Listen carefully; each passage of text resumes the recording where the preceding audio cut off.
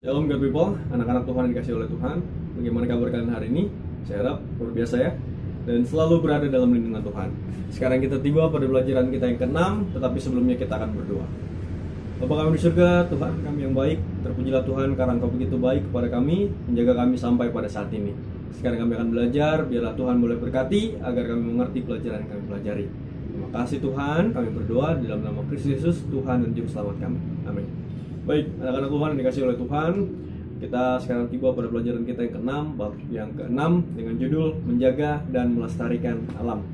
Ya, tidak terlalu jauh berbeda dengan pelajaran kita yang sebelumnya tentang Tuhan memelihara ciptaannya. Sekarang kita belajar menjaga dan melestarikan alam. Baik, kita akan mulai dengan Kejadian 1 ayat 28. Oke, saya akan baca.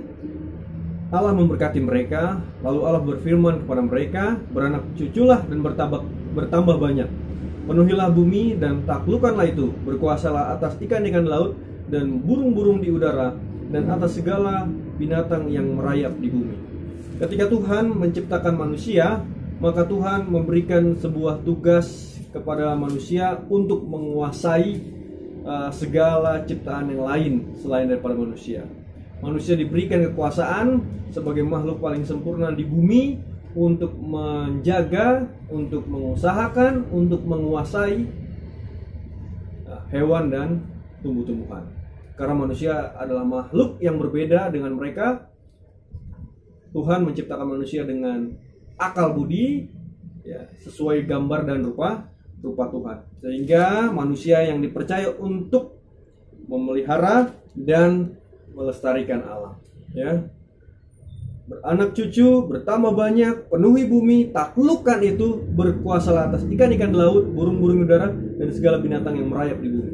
Semua makhluk yang ada di bumi berada dalam kuasa kita. Artinya kita punya kekuasaan untuk memeliharanya, menjaganya. Oke, sekarang kita tiba pada ayat yang paling pamungkas, ayat paling intinya. Di ayat yang dalam Kejadian 2 ayat 15. Tuhan Allah mengambil manusia itu dan menempatkannya dalam Taman Eden untuk mengusahakan dan memelihara taman itu. Ada kata mengusahakan dan ada kata memelihara. Di sini kita bisa melihat ada kata mengusahakan dan memelihara. Nah, sekarang apa bedanya? Kalau mengusahakan itu adalah ketika ada sebidang tanah, maka kamu akan tanam, ya, sebuah pohon, mungkin pohon apel atau pohon mangga, lalu tanaman-tanaman yang lainnya tumbuh semua di situ. Ketika sudah tumbuh, dijaga lalu menghasilkan buah, maka akan mendapatkan hasil. Hasilnya buah mangga bisa dimakan, bisa dijual, mendapatkan keuntungan dari mengusahakan. Ya, itulah namanya mengusahakan. Tetapi bukan hanya mengusahakan, kita juga harus memelihara. Memelihara itulah yang disebut dengan menjaga dan melestarikan alam. Oke, memelihara ini diperlukan kenapa?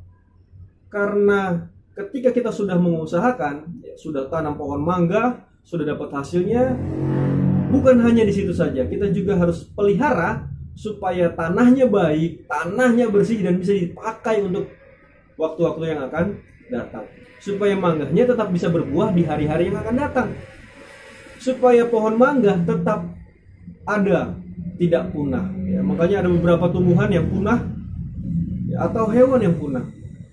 Jadi salah satu contoh memelihara adalah kalau kita tanam singkong di sebidang tanah, maka untuk 1-2 tahun masih bisa dipakai. Tapi kalau terus-terusan ditanam singkong, maka tanah itu lama-lama akan jadi tandus dan tidak bisa dipakai tanam singkong lagi. Apalagi tanam-tanaman yang lain. Kenapa? Karena singkong punya zat atau punya bentuk yang membuat tanah lama-lama diserap kesuburannya. Sehingga kalau kita menanam tanaman, maka usahakanlah heterogen. Nah, heterogen kan berarti bermacam-macam. Jangan sampai homogen. Ya. Harus ada tumbuh-tumbuhan yang lainnya ketika kita memelihara tanaman, sehingga tanah itu tidak jadi tandus. Ya. Coba kita cari-cari informasi di Kalimantan sana ditanam, bukan Kalimantan, di Sumatera Selatan sana atau Sumatera sana ditanam pohon sawit ya, pohon sawit. Lalu kalau kita ke sana maka akan jadi panas, sangat panas. Padahal banyak pohon tapi panas. Itu semua terjadi karena sawit begitu banyak. Tidak jarang akan banyak hutan atau kebun yang gampang sekali terbakar karena panas, gampang sekali terbakar. Di Sumatera Selatan atau Sumatera Utara juga banyak pohon karet. Pohon karet kan lebat, ya, daunnya banyak dan pohonnya tinggi, tetapi panas. Kenapa bisa panas? Karena ditanam secara homogen, tidak bermacam-macam, tidak heterogen. Itulah sebabnya jadi tidak terpelihara. Manusia bukan hanya mengusahakan, tapi juga harus memelihara. Ya, mengusahakan yang paling dekat dengan kita adalah ya, kalau di rumah ya, atau di kelas. Ruangan kelas bisa kita pakai untuk belajar, untuk bermain ya.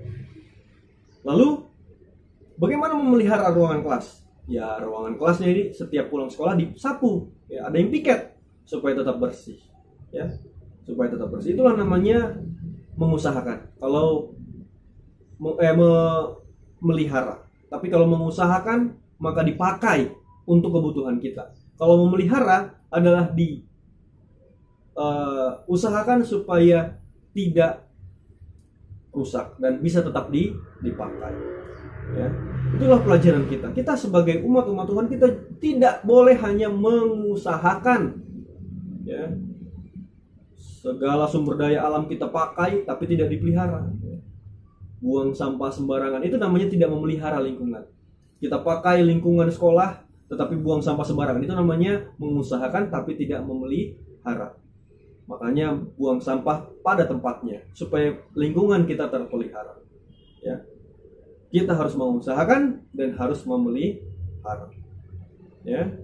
Karena Tuhan sudah menciptakan lingkungan untuk kita kuasai, untuk menjadi kepentingan buat kita.